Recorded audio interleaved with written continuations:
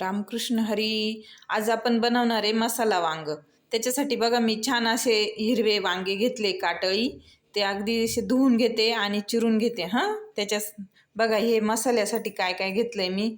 हा घेतलाय आपला माझा घरगुती मसाला. हे लाल तिखट, अख्खे धने, शेंगदाणे, बेसन पीठ, कांदा, खोबरं, लसूण, अद्रक, कढीपत्ता आणि हे वाटाणे. तर मी आता हे छान वाटण बनवून घेते. वांग असे स्वच्छ धुवून चिरून पाण्यात टाकते.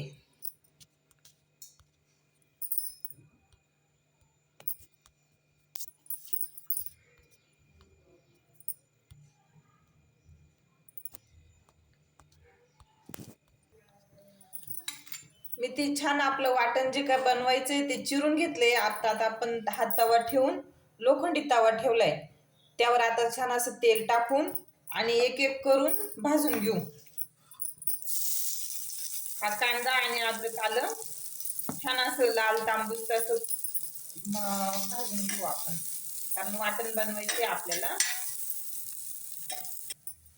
बघा आपलं हे कांदा, लसूण, अद्रक छान भाजून झाले. आपण आता हे काढून घेऊ आणि धने आणि खोबरं भाजून घेऊ. हे आले आपले धने. धने करपू द्यायचे नाही बरं का आपल्याला. हे बघा तडतड आवाज यायला लागलाय. आपण धने काढून घेऊ आता लगेच. आपण आता मस्त खोबरं भाजून घेऊ. गॅस बंद करते मी, कारण खोबरं पण आपल्याला करपवायचं नाही. अगदी छान असं थोडं तांबूस असं झालं की गॅस बंद करायचा.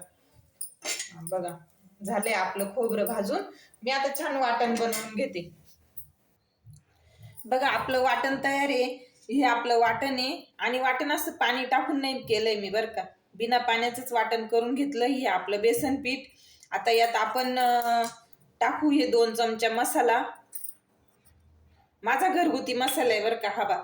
आणि ही लाल तिखट आणि थोडी हळद काढून घेतली. 2 चमचे लाल तिखट, थोडी अगदी हळद आणि यात आपण आता टाकू चवीनुसार मीठ. हे बघा हे आलं आपलं चवीनुसार मीठ. मी हे जे वांगे हे आपण स्वच्छ धुवून चिरून परत त्यात पाण्यात टाकले होते निवळत ठेवले होते. त्यात पण मीठ टाकलं होतं थोडं. तर ते परत मी 2 पाण्याने स्वच्छ धुतले. आता बघा हे वांगे आपण भरून घेऊ. ह्या वांग्यामध्ये आपण हे एकसारखं असं मस्त एकजीव करून घेऊ. आणि आता आपण यात तेल टाकू बरं का. हे बघ छान असं एकजीव करून आणि तेल टाकून घेऊ. बघा 2 उघड्यात तेल लागलं. आणि हे मसाल्याचं वांग म्हटलं तर याला तेल लागतच बरं का. छान असं एकजीव झालंय आपलं वांग. आपण आता छान भरून घेऊ.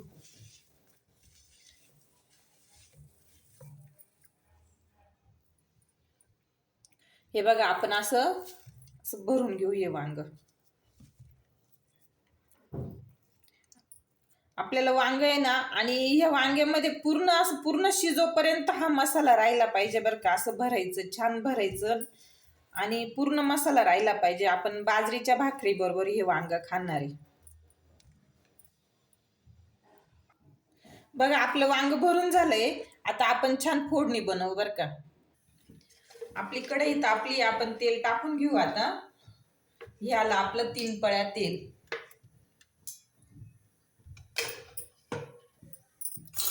बघा आपलं तेल छान तापलंय. कमी गॅस करून मी थोडे जिरे टाकून घेतले आणि त्यात टाकू आपण आता वांग. आपलं वांग भरलेलं वांग टाकू. आणि तुम्हाला मी एक महत्वाची ट्रिक सांगणार आहे, त्यामुळं व्हिडिओ पूर्ण बघा, जेणेकरून आपल्या वांग्यातलं पीठ कसं निघणार नाही ही ट्रिक तुम्हाला मी सांगते बरं का. तर तुम्ही पूर्ण व्हिडिओ बघत राहा. छान असं कमी गॅसवर आपण वांग फ्राय करून घेऊ. वांगे टाकले. आता आपण आहे ना यात कढीपत्ता आणि वाटाणा सीजन आहे आता. तर वाटाणे टाकले, अख्खे वाटाणे. बघा 2 मिनिटं असं गॅस फुल करून छान वांग फ्राय करून घेऊ. आणि आता कमी गॅस करून थोडी वाफ काढून घेऊ छान त्याची.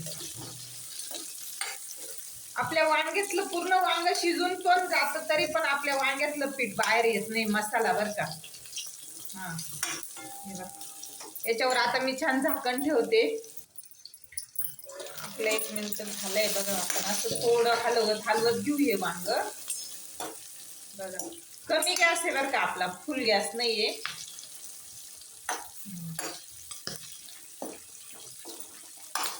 परत एक वेळेस आपण झाकण ठेवून थोडी वाफ भरू देऊ चांगलं. आणि वाफ भरोपर्यंत मी आता तिकडे थोडं गरम पाणी ठेवते. आपण वाफ बघू आता बरं का. बघा आपल्या वांग्याचा कलर कसं छान असा ब्राऊन झालाय बघ. आपण आता जे भरून उरला मसाला होता ना तो मसाला यात टाकणार आहे बरं का.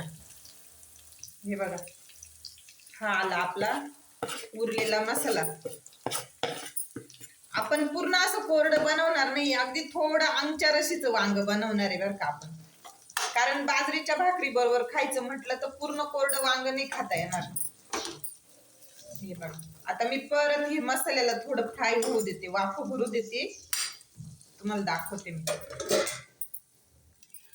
आपला मसाला वाफ भरला आहे. आपण आता झाकण काढून बघू बर का. बघा छान वाफ भरली आपल्या मसाल्याची पण. आता आपण कमीच गॅस आहे हा, तर पाणी टाकणार आहे.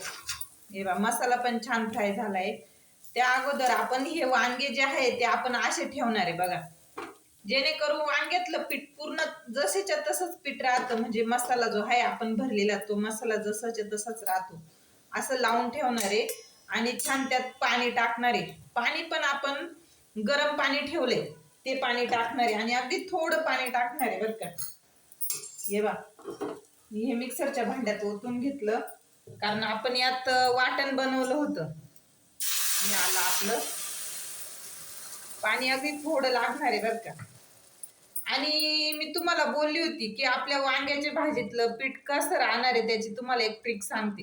तर हीच ती ट्रिक आहे की जेणेकरून कमी गॅसवर आणि असे वांगे लावून ठेवायचे. आणि पूर्ण भाजीला जशी फोडणी दिली मी तेव्हापासून कमीच गॅसवर वांग होतोय आपलं बघा. आता मी हे कमी गॅसवरच वाफ भरू देणार आहे बरं का. झाकण ठेवते. बघा मी दुसऱ्या गॅसवर वांग छान वाफ भरोपर्यंत भाकर बनवून घेतली, बाजरीची भाकर आणि रस्सा भाजी. वांग्याला अगदी थोडा रस्सा धरणार आहे आपण. मसाल्याचं वांग आहे ना त्याच्यासाठी ही बाजरीची भाकर आणि मसाल्याचं वांग खूप छान लागतं बरं का. मी अजून भाकरी बनवून घेते तिकडं, तोपर्यंत वांग पण कमी गॅसवर छान शिजते. बघू आपली वांग्याची भाजी शिजली का. आता कमी गॅसवर छान शिजू दिली बरं का मी. आणि तोपर्यंत भाकरी बनवून घेतल्या. बघा आपली भाजी एकदम मस्त झाली बरं का. खरंच एवढी छान भाजी झाली ना. आणि रस्सा जास्त पण नाही कमी पण नाही, अगदी असा मीडियम अंगचा रस्सा केलाय मी तिला. आता आपण लगेच घेऊ वांग्याची भाजी आणि बाजरीची भाकर. अशी वांग्याची भाजी तुम्ही नक्की बनवा. कमेंटमध्ये सांगते मी तुम्हाला, नक्की बनवा खा आणि मला नक्की कमेंटमध्ये सांगा कशी झाली ती. बघा एकदम भारी भाजी झाली आपली.